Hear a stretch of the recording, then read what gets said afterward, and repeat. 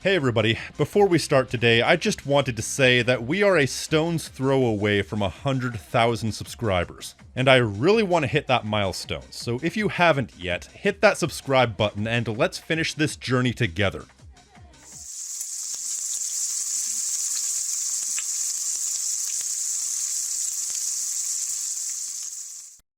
Ladies and gentlemen, Grand Theft Auto. One of the most popular and influential game franchises of all time.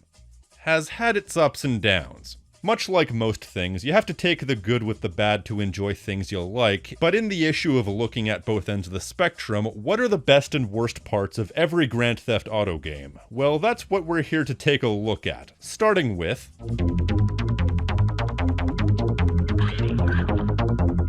Alright, GTA 1, the original GTA, the game that started it all. Oh god, trying to find nice things to say about this game is like trying to find nice things to say about the homeless meth head down the street. I've tried playing this game a number of times before, and I don't think it's aged well whatsoever, but if I had to pick one thing to say is best about the original Grand Theft Auto, I would probably have to say the soundtrack. It's entirely original, and it's entirely dependent on which car you're driving, but I'd say that I enjoy every single original song this game has to offer.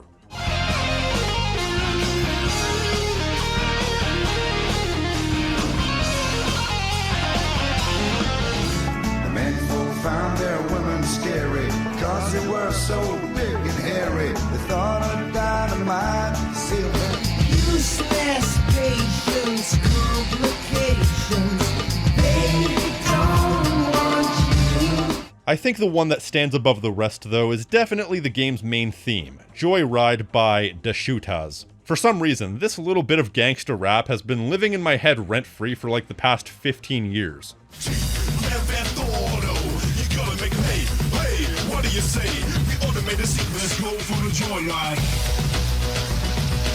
That's good shit.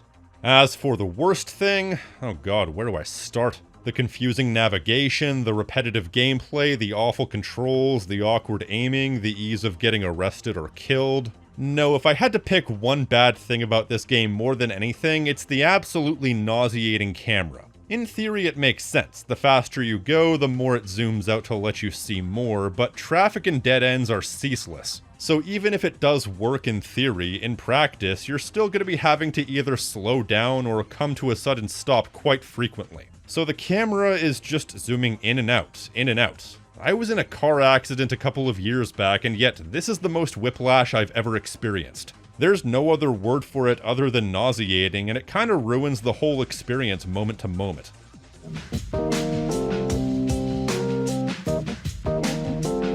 Now on to the sequel to the game that started it all, and low-key probably the most forgotten game in the entire series. Now, I opted not to include the expansion packs to the original top-down games, if only because the substance is so lacking in those games that it would be hard to differentiate the best and worst aspects without just repeating exactly what I said about the full main game. Now, let me be clear that I think GTA 2 is a vast improvement over the first game, with much smoother gameplay, a much better camera, a vastly improved mission structure, and also what I believe is the best thing this game had to offer, the respect system. Now get this, if you kill gang members on one specific side of the fence, you lose respect with them and simultaneously gain the respect of the gang that opposes them. The more respect you earn, the more missions you can do for that gang. It doesn't take too long to bounce back and forth between maximum and minimum respect, so it's not too much of a time sink if you need to go from one side of the fence to the other, and it's also a unique means of using the moment-to-moment gameplay to inform the larger overall picture. A good idea, well implemented.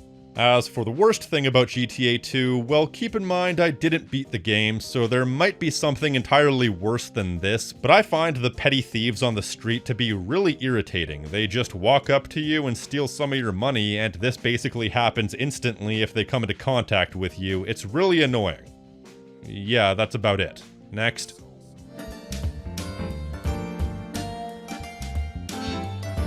Now we're on to the good stuff. GTA 3, the game that changed the entire industry forever. It may not hold up quite as well as some of its contemporaries, but it's still a good time in my opinion nonetheless. I think GTA 3 is one of those games that does pretty much everything consistently well, and I think a lot of that comes down to the fact that it's a very breezy, streamlined experience. Unless you're constantly failing missions, you can get it over and done with in 6 hours or less, and it doesn't bog itself down with a lot of gimmicks and elements of latter-day sandbox games. It's just a pure experience all the way through. Of course, that has less to do with the fact that they were intentionally making it that way, and more so the fact that this was pretty much the first of its kind, but when you're sick of playing overcomplicated sandbox game after overcomplicated sandbox game, it's nice to go back and experience something that's comparatively extremely streamlined, but still brimming with fun encounters and personality.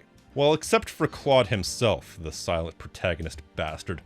If I had to put a stamp on the worst thing about GTA 3, there are a few things I could choose from. The controls, which I find to be archaic, the odd story progression that has a lot of unceremonious character death / disappearance, and so on, but I would have to give the distinction of being the worst part of GTA 3 to the brittleness of the vehicles. Because most vehicles will literally blow up after 3 or 4 big collisions. I get that this was the game that codified what it meant to be a sandbox game, but making every vehicle explode after a few hits was probably a bad idea from the very beginning. I'm sure there's a school of thought that says it makes the game more challenging and therefore more fun, but personally I think if it were a good idea, they wouldn't have changed it in the very next game to make cars a lot more resilient. The cars are too brittle, full stop. And there's also something that I would describe as a close second worst thing about this game that ties into the brittleness of the cars. You can't bail out while the car's in motion, like in any other game that came after this. So not only are the cars brittle, but you also have to come to a full stop before abandoning ship, which makes it even odds if you'll even survive. On a first playthrough especially, this can be an absolute nightmare.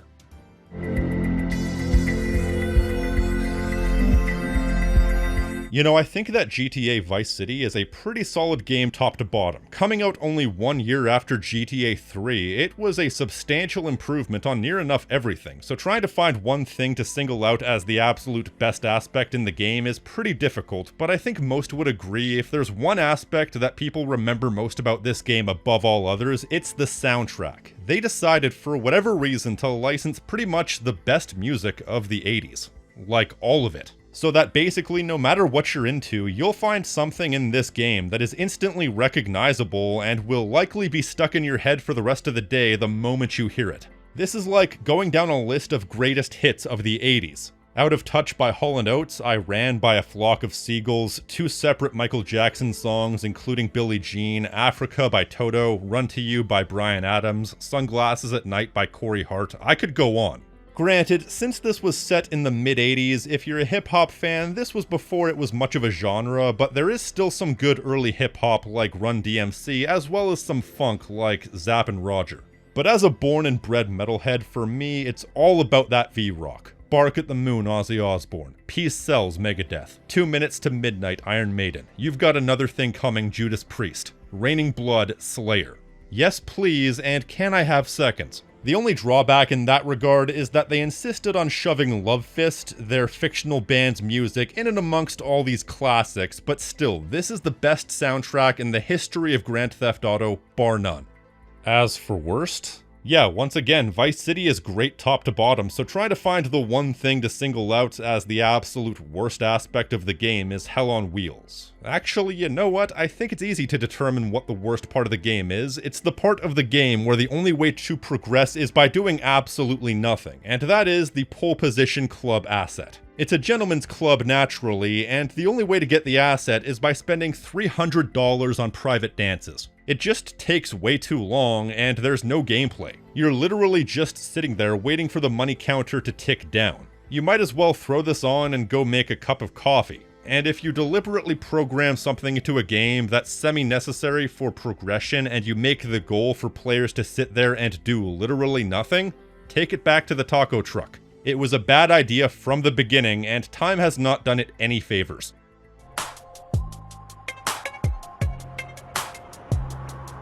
Now on to the big one, Grand Theft Auto San Andreas, often considered by many to be the best game in the series, and it was the most popular game in the series for the better part of a decade. This is one of my favorite games of all time, but if you held a gun to my head and made me pick the thing that I enjoyed the most, the longest, and the most consistently about this game throughout the years, I would have to pick the cheat codes. I made an entire video about them, that's how much I love the cheat codes. You have almost 100 unique codes that each do a different function and provide tons of fun superfluous crap to play around with and endless hours to spend experimenting and combining cheats to see what kind of chaos you can bring. Plus, it allows you to try out content that would otherwise take hours upon hours to unlock. The only knock against the cheats is that I accidentally soft-locked my first save file back in the day because the pedestrian riot cheat activates a coding glitch that makes the mission Mad Dog completely unbeatable. But genuinely, GTA San Andreas is one of my favorite games of all time. It has so many good elements to it, but the fact is, the cheats are almost an amalgam of everything great about this game because it allows you to experience everything that's great about it, and then some, with only a few button inputs. They truly understood that the art of the sandbox is about giving the players the ability to fuck around in a million different ways. And as for the worst thing about GTA San Andreas, I'm not gonna lie, I've gone through 3 separate revisions on this matter. Because at first I thought it was gonna be Sweet Johnson, and no, that's not me complimenting someone's meat python, that's me referring to CJ's brother. I've now made that same quip 3 times. Sweet is a whiny, ungrateful ass clown with a severe case of emotional arrested development, but then I remembered the hunger meter because that's an annoying distraction that forces you out of gameplay to go eat every so often, otherwise you'll drop dead. Definitely the worst RPG element, which are usually at worst inoffensive. But then I remembered Flight School, that 20-minute chunk of gameplay that you're forced into in order to continue the story, which is a completely boring obligation every time you play the game. And then I remembered the lung capacity requirement where to do the mission Amphibious Assault, you have to basically spend minutes upon minutes swimming around aimlessly just to upgrade your lung capacity so you can do a mission. All of these qualify as potential worst parts of GTA San Andreas. Of all these different parts of the game, if you were to hold a gun to my head and make me decide, I think I would have to go with the lung capacity requirement for the mission Amphibious Assault. Because much like the pole position club asset, we're essentially restricting progress until you sit around doing nothing for minutes on end, which is the absolute worst possible design idea. The least they could have done is make the lung capacity upgrade quicker, because up to this point we've had literally no reason to go into the water. So we're 2/3 of the way through the game, and suddenly now they decide to flip us the bird and force us to play by their rules. They could have also just eliminated lung capacity as a requirement altogether, because you only use it for this mission and it never comes up ever again. It's a shame too, because Amphibious Assault is a great mission, but unlocking it is something I wish I could skip every time it comes up. There, now after all these revisions, I think I finally don't have to think about this anymore. And if I keep going, I'll probably find like 5 more things to consider the worst.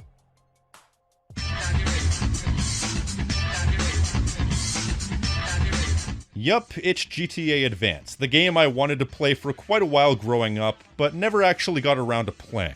On a side note, it's funny how every single Nintendo handheld up to the DS had at least one GTA game for the system. But anyways, this is the one game that I never really got around to playing all the way through until now. And boy, was that an ordeal. If I'm really being honest here, GTA Advance did not endear itself to me. So trying to find kind things to say about it is like trying to find the nicest guy in prison. I know I had similar sentiments for the original GTA, but screw it, I see them in the same light. I saw an article on Sportskeeda that kind of confirmed this sentiment for me. 5 reasons why GTA Advance deserved better. Why is this on a sports website? Number 5, incidentally, something that's not even true. Hello Game Boy Color port of GTA 1 and 2. But the article does bring up a good point that the game does set up the events of GTA 3 in rather interesting ways, which I think is the game's best quality. These include such things as 8-Ball's severe burns being explained by an explosion he was caught in while he was helping the main character Mike. It could also explain why Asuka is so cold, ruthless, and demanding of absolute loyalty given the fact that her niece was kidnapped in this game. Granted, unlike what the article will claim, she hates the Colombians in GTA 3 because they killed her brother in that game, not because they kidnapped her niece in this game. they also set up King Courtney as the treacherous, lying bastard that he is. You could even argue that the events of the game were what stirred up so much gang warfare and turf warfare in GTA 3, because Mike essentially worked for every gang in the city in this game, so by the end he has ties to everyone but also fights every gang, which could be seen as him unintentionally stirring the pot, especially towards the end when every gang in the city comes after him for the money he took off the main antagonist. GTA 3 isn't the most story-heavy game, but this game does go a ways to explain some interesting little tidbits in that game, for whatever that's worth. Meanwhile, if I were to go down an itemized list of everything I don't like about GTA Advance, we'd be here all day. From the frustrating map layout, to the bumper car-esque physics, to the fact that the twist is so obvious that you can literally predict it just by looking at Vinny's portrait, to the fact that only one story mission is available at any given time, and yet the game still insists on individually marking whatever character you're doing the next mission for on the minimap. For most of this, I was convinced that the frame rate was going to be my pick for the worst thing about this game, because it's absolutely dreadful. But no, the worst thing about GTA Advance by a wide margin is the mission smackdown. It is without a doubt the hardest mission in the entire history of GTA.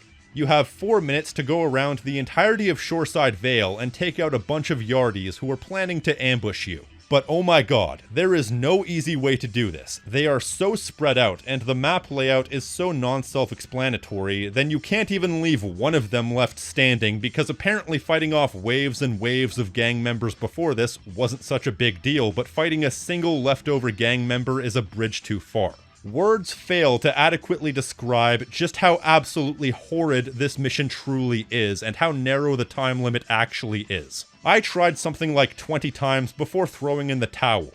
There's obviously an intended way to do this mission, but the fact is, the position of all these enemies are so seemingly random, and without a pause screen map to show me where they are or any way to see more than 10 feet in front of me, the process of finding the optimal way to do this mission would take so long that my time would be better spent sticking toothpicks under my toenails and kicking a wall. It's not even a hard mission in premise, it's just that damn time limit. So you know what I did? I went online and I found a bunch of cheat codes for cheat engines, and I found a couple that give you infinite time. I have absolutely no shame in admitting that. Sure, it's cheap, but so is this mission, so we're even.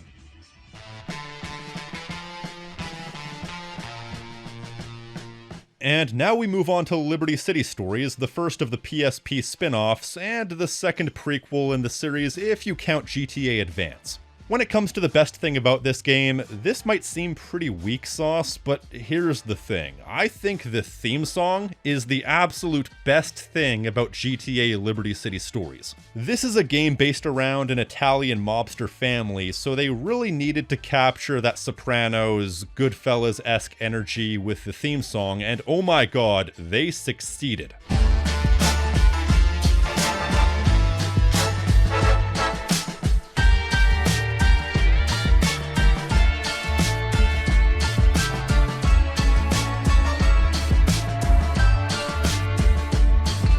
God damn, that makes me want to like walk down Main Street with sunglasses, a three-piece suit, and a grimace. You know what I'm saying? That is some of the greatest Italian mobster music I've heard. Nothing more to say about it than that. This is a song that's permanently on my workout playlist. The worst thing about GTA Liberty City Stories, you see, there's no one thing that I found particularly obvious as the standout worst thing. But I thought about it and I realized that's because there's really not a lot that this game brings to the table in its own right. As a matter of fact, the more I thought about it, the more I realized just how many things this game takes away without properly adding anything in return, making this game feel like a major downgrade in a lot of ways. The parkour elements have reverted back to pre-San Andreas levels, you're once again unable to swim. I think this is the last game where that's the case. Several weapons have been removed, you have no access to any aircraft whatsoever. I could go on. This was of course the first GTA game on PSP, so it kinda got by on its novelty initially, but once you've removed that novelty from the game, it has to stand up on its own, and it feels like this game had to cut so many established corners to fit on the PSP, and even Vice City Stories immediately after this was able to add a lot of those aspects back in, so even that excuse doesn't really hold up. Liberty City Stories top to bottom feels like a massive downgrade.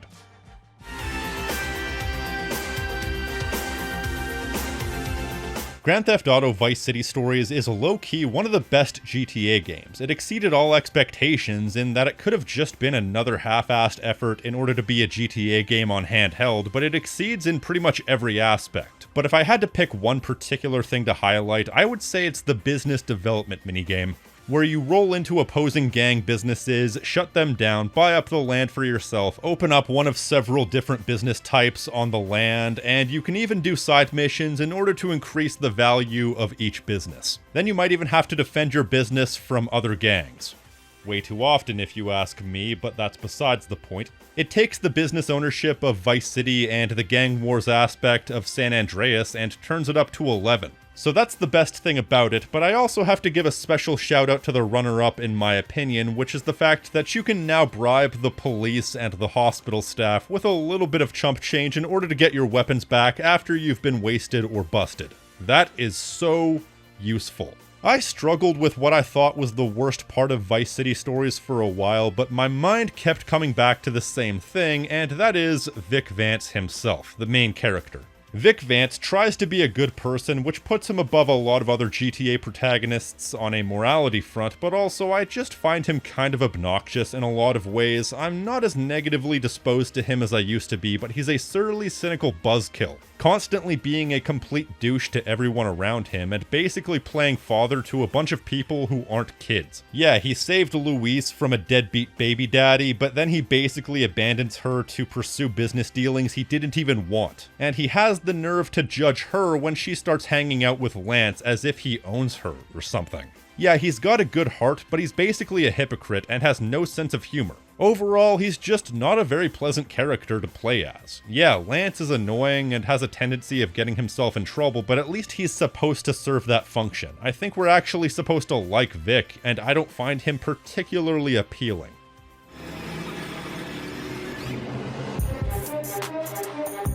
Now, GTA 4 is a somewhat polarizing game to say the least. You either love it or you hate it. Me, I would say I'm closer to the former category. Now, my pick for the best thing about GTA 4 is perhaps a little broad a concept because it encapsulates so much of the game. But to me, it's Niko Bellic himself. As a character, as an active participant in the plot, you name it. He is one of the most compelling characters I've ever had the pleasure of playing as. He's a deeply traumatized man who's desperately trying to run from a past that's determined to follow him wherever he goes. Constantly falling into illegal activity because it's basically the only thing he's good at, but he wants what's best for his family and friends. He's got a good sense of humor, he's loyal, he's poetic without being pretentious, he's cynical without being miserable, proactive without being psychotic. He's one of the more nuanced characters in the history of gaming, and his revenge storyline is one of the most well-executed revenge stories I've ever seen. That moment where he finds out that Darko Brevic sold out his friends for $1,000 because he's a junkie, and then Darko Brevic himself asks Niko how much Niko charges to kill someone, that is a genius bit of subversion that basically recontextualizes the entire game, because while Niko has been on this revenge quest, he's done way worse things than Darko has ever done. I could discuss these nuances for hours. Basically, I think everything to do with Niko Bellic is fantastic, with such intricate character writing that I dig like a shallow grave. Some could argue that it doesn't belong in a GTA game, but personally, I don't think it matters. Good storytelling is universal. If I had to give GTA 4 one knock against it, it's that it's way too long for what it is. If you look this game up on howlongtobeat.com, it's on average roughly as long as GTA San Andreas, but the big difference being that San Andreas has tons of different side modes, minigames, different vehicle types, mechanics, varieties of mission, and so on. Yeah, the engine is really impressive in GTA 4, especially for 2008, but the sacrifice for giving the individual mechanics a lot of depth and realism is that there aren't a lot of mechanics. It's mostly driving and shooting with standard cars and standard guns, and when you're expecting to play through a 30-hour game when that's the sum total of what you're expected to do for the entire game, it gets really tiresome after a while. There just isn't enough variety to fill a 30-hour campaign, so whenever I get the urge to replay this game, it always starts to drag about halfway through, which is when I start using taxis to fast travel. I feel like this game would have been perfect for what it was if they cut down the length by about a third, or if they were able to add more variety akin to what the Ballad of Gay Tony did. It's such a well-realized world with such a depth of presentation, but that doesn't matter so much when I'm not wanting to immerse myself in it because I lost interest some 10 hours ago.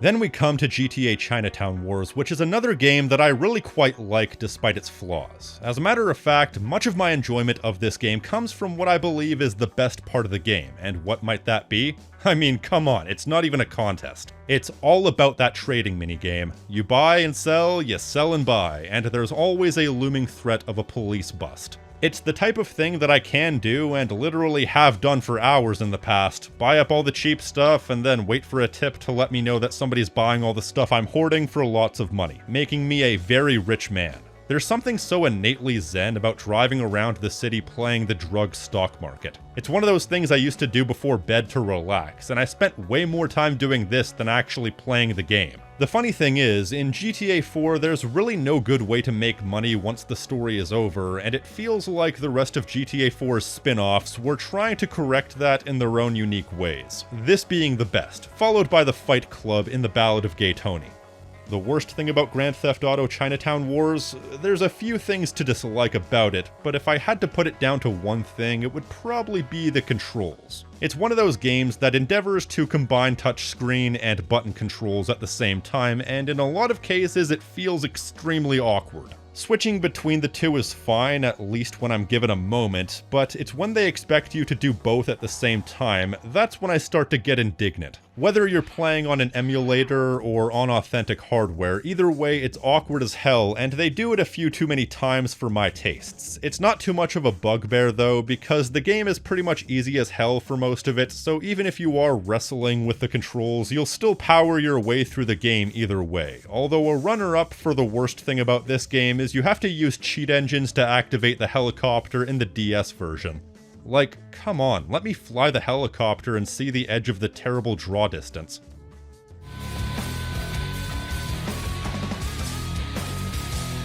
The trouble with trying to discuss the best and worst things about the GTA 4 expansion packs is the fact that I have to categorize the things that are good or bad about it that weren't present in GTA 4 proper because, I mean, this is essentially the exact same game. There are a few new things here and there, and it's definitely enough of a different game to warrant being on this list, unlike the PS1 expansion packs. But as far as parts of the game that weren't included in GTA 4 proper, I guess I would have to go with the Gang Wars minigame being the best part. It's a side mode where you have to go around taking out opposing gangs in battles that gradually increase in difficulty. It's surprisingly fun, just a good old-fashioned action game mode where you can even level up your various side characters or have them be killed in the middle of a battle, losing them permanently, forcing you to use new randomly generated characters next time. It's a surprisingly addicting game mode with light RPG mechanics. Does it justify the game by itself? Not really, but this is a game where it's mostly just 5 extra hours of GTA 4 if you're so inclined, so it doesn't really need to justify itself.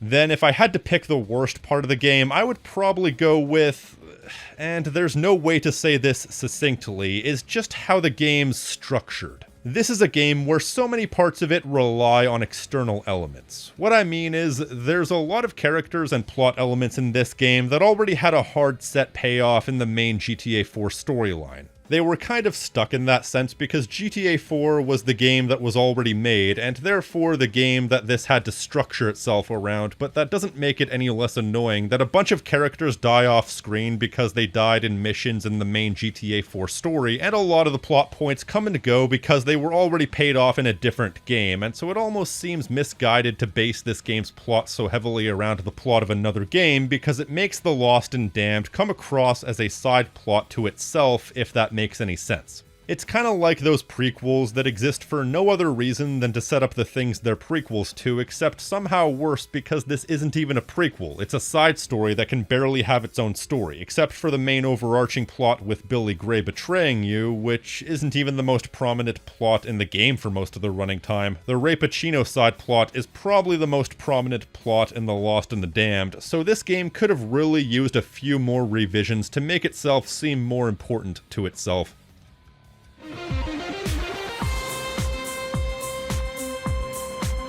I think from a pure gameplay standpoint, The Ballad of Gay Tony is the best version of GTA 4, if only because this is where they actually endeavored to add fun new additions to properly expand the gameplay. In that respect, I have to give the best new addition to The Ballad of Gay Tony to the vehicle additions of the APC tank and the Buzzard helicopter. It's not a proper tank or a proper military-grade Apache helicopter, but if you ever found yourself asking where the tanks or the Apache helicopters were in GTA 4 proper, your answer is right here. It's not perfect, you still don't have access to fighter jets, but this was the first step in bringing back the variety of GTA San Andreas in the HD era. Something that, if not for the length being what it was, probably would have been the worst part of GTA 4 proper, and it probably still is to some. Although I will say a runner-up for my favorite part of The Ballad of Gay Tony is definitely the bouncers for both of Tony's clubs, because they are impervious to police gunfire, so if you pick a fight with one of them and then call police car after police car, it will be this endless parade of gunfire towards this Terminator-like being who then bodies each and every single one of them. I spent hours wasting my time with this back in the day. I think the worst part of The Ballad of Gay Tony is the mission rankings. This is the game that introduced a grading system into GTA missions and therefore introduced the idea that there are different degrees of success. This might be a me thing, but I don't personally like it when games, especially sandbox games, will demand absolute perfection from you or they will essentially mock you. Can't I just, beat the mission at whatever level I feel inclined to do so without the game saying, oh, you beat the mission but you failed to do it while balancing a book on your head or something, and give me a barely passing grade? In a linear game with a mission-based structure, I can understand that because it encourages replayability, but what purpose is there to do this sort of thing when you have all the replayability you could ever hope for just by, playing the game? But like I said, this might be a me thing.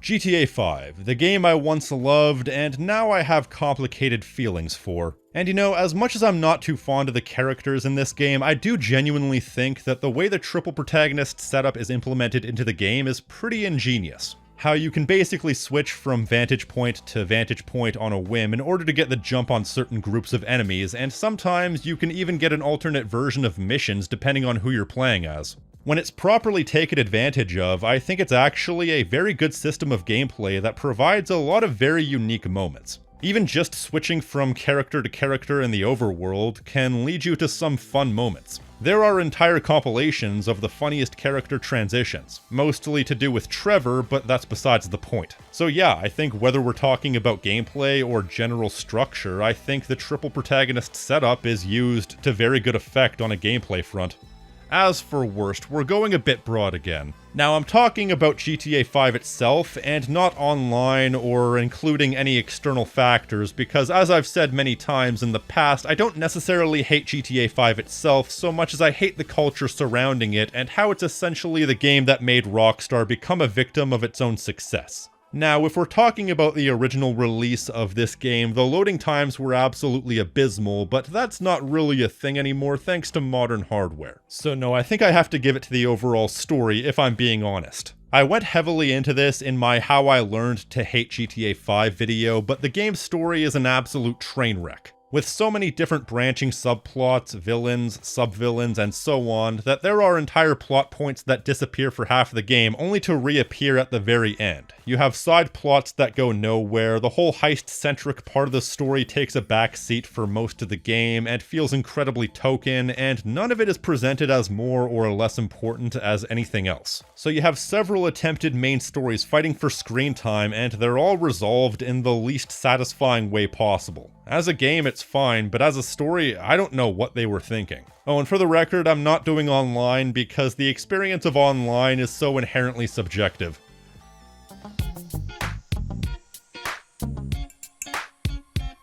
So, what is the best thing about the GTA Remastered trilogy? Nothing! Absolutely nothing! As for the worst? Oh god, where do I start? That's it. And that was the best and worst thing about every GTA game, at least the ones I count. It's a fun thought exercise to go through a series like this and really pinpoint the best and worst aspects, and it's interesting to consider why some games may be easier or harder to come up with specific things to point to. Is it so consistently good/bad that no one thing sticks out compared to anything else? Are there several contenders with no clear option? Lots of interesting things to consider. But that's it for me. If you like what I do here and want to support the channel, you can like this video, leave a comment telling me what you think, subscribe, and hit the notification icon so you're always up to date on what I'm doing. Let me know what your favorite and least favorite parts of every GTA game are in the comment section below. And if you want to support the channel in a more direct fashion, you can pledge to my Patreon for unique perks and rewards such as early access, Discord benefits, and exclusive content along with these fine folks right here.